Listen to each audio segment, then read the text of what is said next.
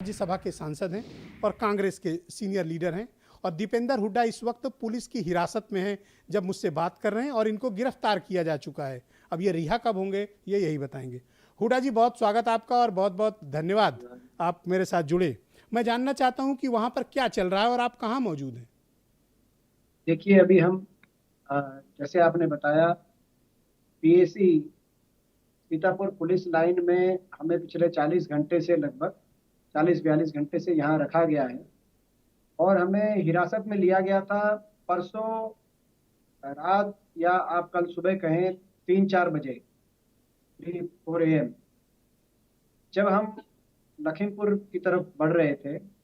परसों जब ये दिल दहलाने वाली घटना घटित हुई तो मैं समझता हूँ पूरे देश का दिल दहला। और हमने फैसला लिया प्रियंका जी के नेतृत्व में कि हम लोग जाएंगे और पीड़ित परिवारों से मिलेंगे। लखनऊ जब हम आए और आगे बढ़े लखनऊ से सीतापुर की तरफ, तो हमारी काफिला हमारे साथ था, लेकिन हमारी जानकारी में लाया गया कि लखीमपुर में धारा 144 लागू होने के आसार हैं। तब हमने फैसला किया कि हम केवल 4 लोग एक ही कार में 4 लोग बैठ के जाएंगे। लेकिन हम जब एक कार में आगे बढ़े, कुछ समय बाद एकदम से चारों ओर से यूपी पुलिस ने हमें वहां पे इस प्रकार से महसूस कराया कि जैसे हम अपराधी हूँ। चेज डाउन किया, कार रुकवाई, हमें कार से उतरवाया गया जबरदस्ती। और मैंने एक अपनी वीडियो देखा था, उसमें आपके साथ बदसलूकी हो रही थी। वो क्या ऐसा घटनाक्रम था कि पुलिस आपके विरुद्ध इतनी आक्रामक हो गई थी।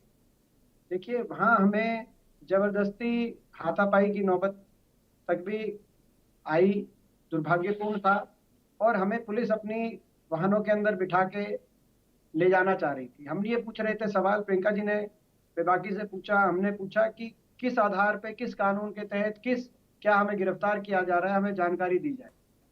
तो मौखिक रूप से जो सीओ थे वहां के, पीयूष सिंह, उन्होंने कहा कि आपको 151 में हम पुलिस कस्टडी में ले रहे हैं, यानी कि हिरासत में ले रहे हैं। तो हमें लाया गया यहाँ। जब उन्होंने ये बताया उसके बाद हमने कोऑपरेट किया, हम गाड़ियों में बैठे पुलिस की, और तब से लेके आज तक 3 दिन, अब ये 40 घंटे से ज्यादा हो गया, हमें यहाँ रखा गया है। चारों तरफ पुलिस की ऐसी सिक्योरिटी है, पूरी छावनी में तब्दील कर दिया गया है। इतनी बड़ी पैमाने में पुलिस फोर्स मौजूद है, ना कोई अंदर आ सकता, ना बाहर जा हुड्डा जी, सकता। आप तो लेकिन हरियाणा के लेकिन ये बहुत प्रश्न ये है, ताकतवर नेता ब्रिजेश हैं। आप ब्रिजेश राज्यसभा जी, के सांसद हैं, एक मुख्यमंत्री के पुत्र भी हैं।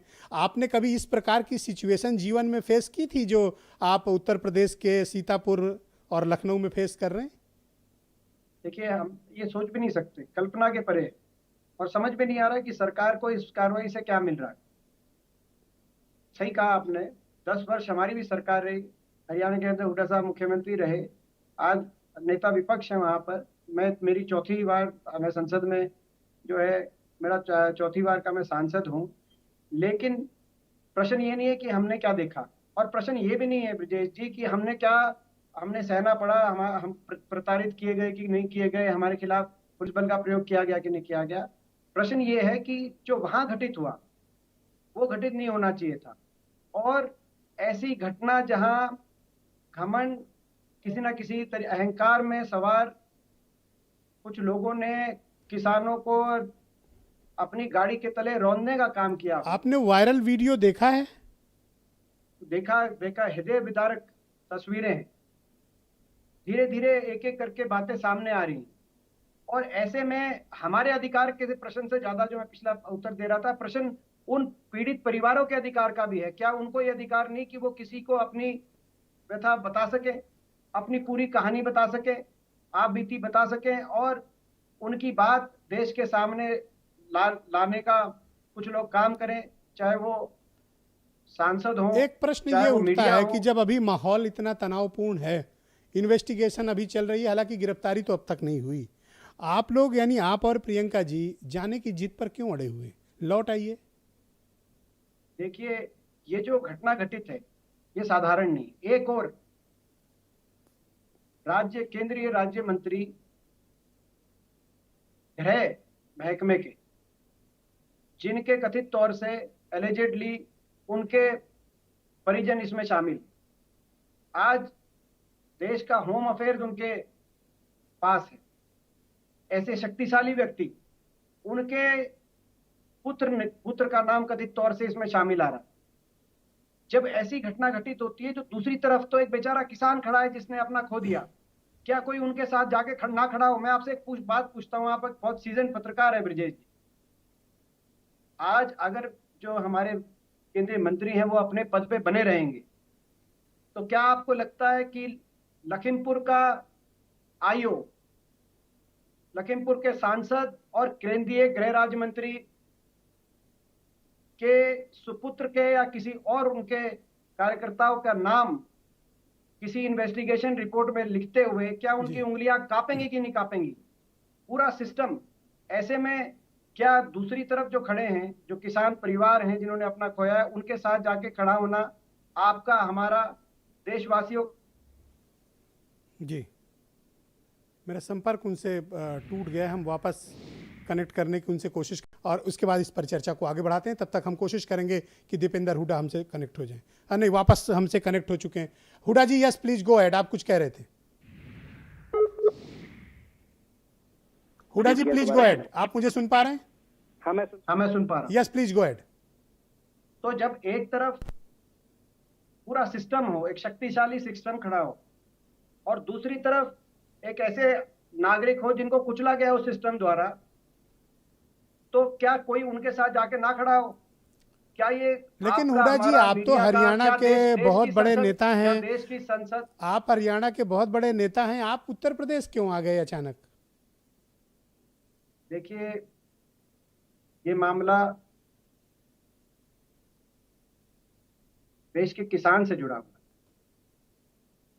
और हमारी पार्टी की नेता और महासचिव उत्तर प्रदेश प्रभारी प्रियंका गांधी जी के नेतृत्व में यह फैसला लिया गया जी।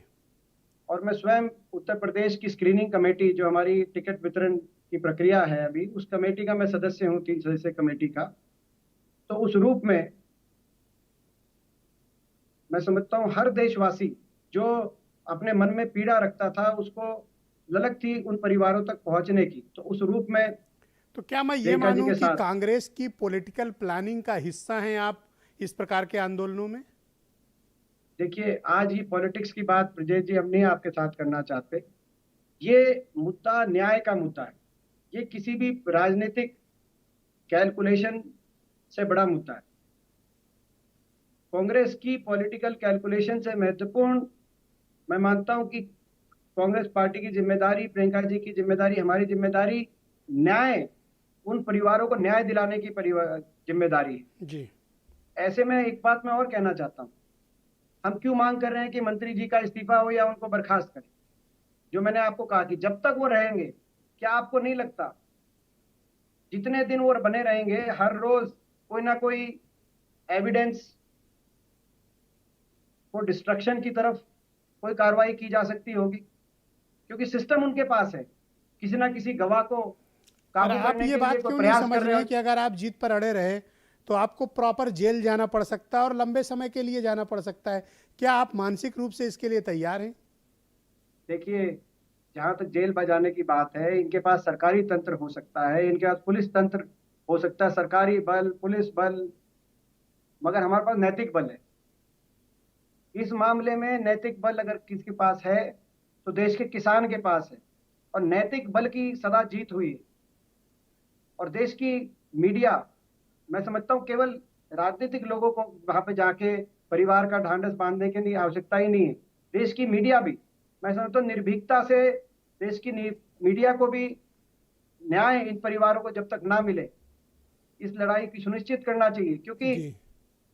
जिस प्रकार से, जैसे मैंने कहा कि एक सिस्टम, 3 दिन हो गए, इन 3 दिन में कितने गवाहों को काबू करने का प्रयास किया गया होगा? हर क्षण जी। जो वो अपने, जो मंत्री बने रहेंगे, हर क्षण एक संदेश जा रहा है, सरकार उनके साथ खड़ी है। जब सरकार उनके साथ खड़ी है, तो जो जो सिपाही है नीचे, जो सीओ है, जो इंस्पेक्टर है, सब इंस्पेक्टर है, वो न्यायिक परिक्रमा में कितने दबाव में होंगे, आप अंदाजा लगा सकते हैं। आप एक निर्भीक और एक सीजन पत्रकार है।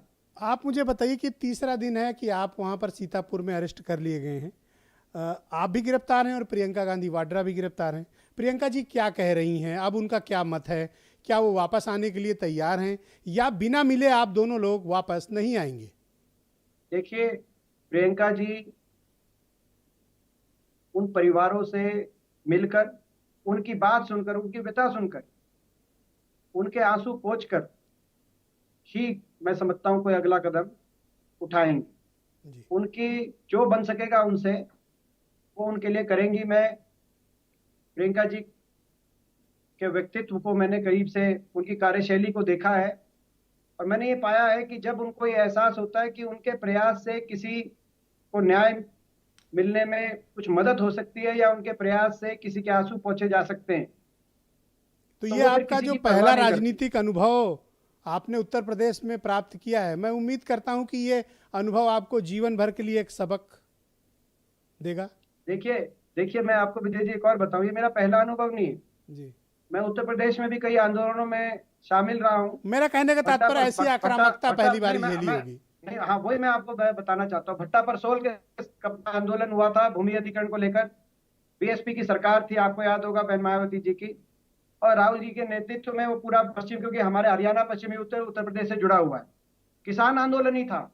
बड़े पैमाने पे उस आंदोलन के अंदर बड़ी जी जिम्मेदारी मेरे पास रही थी। लेकिन वो भी सरकार थी, वो भी एक ऐसी पार्टी है जो जिससे राजनीतिक रूप से हम जो है हमारा और उनकी प्रतिद्वंद्विता रही है। लेकिन जी इस तरह की कटुता का माहौल, इस तरह की के प्रजातंत्र और संवैधानिक सारे नियमों को तार तार करके विपक्ष की आवाज को दबाने की, किसान की आवाज को दबाने की कोशिशें हमने कभी नहीं देखी, उस समय नहीं देखी। तो उत्तर प्रदेश में पहला अनुभव नहीं है, लेकिन ऐसा अनुभव पहला है। जी। नहीं भाई, आप हमारे मेहमान हैं उत्तर प्रदेश में और आपको ऐसे अनुभवों से गुजरना पड़ रहा है, हमें इस बात का दुख है। बहुत बहुत शुक्रिया आपका दीपेंद्र सिंह हुड्डा जी, भारत समाचार की डिबेट में सम्मिलित होने के लिए। मैं आपका बहुत धन्यवाद प्रकट करता हूँ। बहनों भाई